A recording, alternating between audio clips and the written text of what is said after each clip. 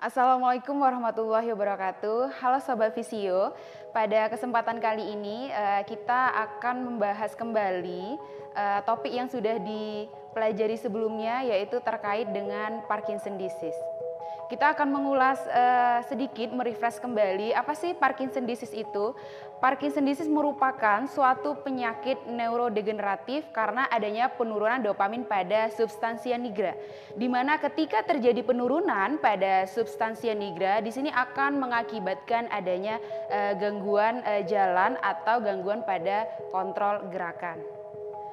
Perlu Sobat Visio ketahui, segala fungsi yang ada pada otak itu membutuhkan yang namanya ganglia basal.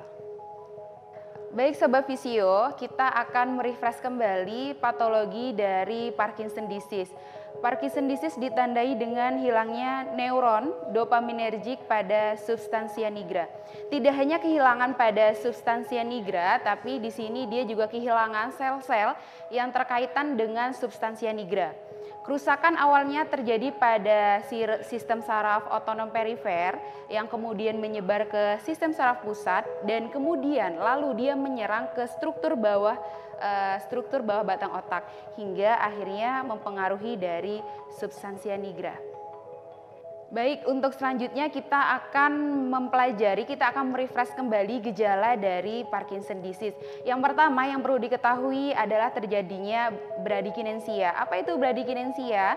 Bradykinensia terjadinya kesalahan pada fungsi motorik pada pasien Parkinson disease, di mana di sini terjadi pola gerakan yang lambat, pola gerakan jalan yang lambat pada pasien Parkinson disease. Selanjutnya yang kedua yaitu rigiditas. Rigiditas terjadinya kekakuan pada tubuh pasien Parkinson disease, baik terjadi keseluruhan maupun sebagian. Yang ketiga ada resting tremor. Di resting tremor di mana keadaan yang terjadi saat otot sedang dalam keadaan relaksasi. Dan yang keempat adalah instabilitas postural, di mana pada pasien Parkinson disease terjadi instabil pada posturnya, di mana dia tidak bisa melakukan keseimbangan badannya dengan baik dan benar. Untuk gejala Parkinson disease, yang pertama ada gejala perilaku, di mana di gejala perilaku terdapat suasana hati dan gangguan tidur pada pasien Parkinson disease, di mana di sini terdapat kecemasan pada pasien Parkinson disease sebesar prosentasenya 40% dan adanya depresi pada pasien Parkinson disease sebesar 40-50%. Yang kedua ada gejala kognitif, di mana terjadinya penurunan fungsi kognitif pada pasien Parkinson disease, di mana di sini terjadinya penurunan daya ingat dan terjadinya penurunan pada pendengaran pasien Parkinson disease. Untuk selanjutnya ada gejala penurunan kognitif, di mana terjadinya penurunan fungsi visual dan penurunan memori atau daya ingat pada pasien Parkinson disease. Selanjutnya ada gejala otonom. Pada gejala otonom terjadinya gangguan pada disfungsi sistem saraf otonom pasien Parkinson disease, termasuk sembelit dan inkontinensia urin. Baik, untuk selanjutnya kita memasuki tahap pemeriksaan. Yang pertama ada observasi, di mana kita bisa melihat postur pada pasien Parkinson disease, di mana posisinya membungkuk. Yang kedua posisi kepala. Posisi kepala adalah forward head posture, kepalanya condong ke arah bawah, condong menunduk. Ekspresi wajah, kita bisa melihat ekspresi wajah pada pasien Parkinson disease adalah datar. Selanjutnya ada tingkat kesimetrisan dari tubuh pasien Parkinson disease. Teman-teman bisa melihat di sini tidak adanya kesimetrisan pada pasien Parkinson disease. Baik, untuk pemeriksaan yang kedua ada pemeriksaan pada muskuloskeletal. Kita bisa melihat di sini bentuk otot dari pasien Parkinson disease adalah adanya kekakuan pada otot, terdapat atrofi pada otot dan kekuatan pada ototnya melemah. Selanjutnya ada keseimbangan. Kita bisa melihat untuk keseimbangan pasien Parkinson disease mengalami duduk yang tidak stabil. Duduk yang tidak stabil, tidak seperti orang normal lainnya, di mana di sini dia duduk dengan keadaan bergeser antara kanan dan kiri. Pemeriksaan selanjutnya kita bisa melihat status mental dari pasien Parkinson disease, apakah pasien datang dengan kondisi baik atau tidak, siap tidak untuk dilakukan intervensi.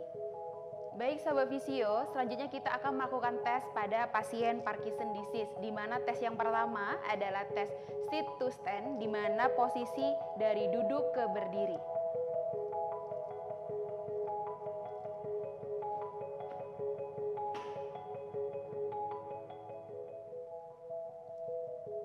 Baik, dari sini teman-teman dapat melihat bahwa tidak ada keseimbangan dari pasien Parkinson disease untuk melakukan posisi dari duduk ke berdiri. Baik, untuk tes yang kedua ada pull test, di mana saya seorang fisioterapis akan memberikan suatu tarikan kepada pasien Parkinson disease. Apabila ketika saya tarik pasien bisa kembali ke posisi normal, maka tidak ada permasalahan pada tes ini. Tetapi jika pasien tidak bisa kembali dengan posisi normal, maka di sini ada permasalahan pada pasien Parkinson disease. Baik, teman-teman bisa melihat gerakan yang akan saya berikan pada pasien Parkinson disease.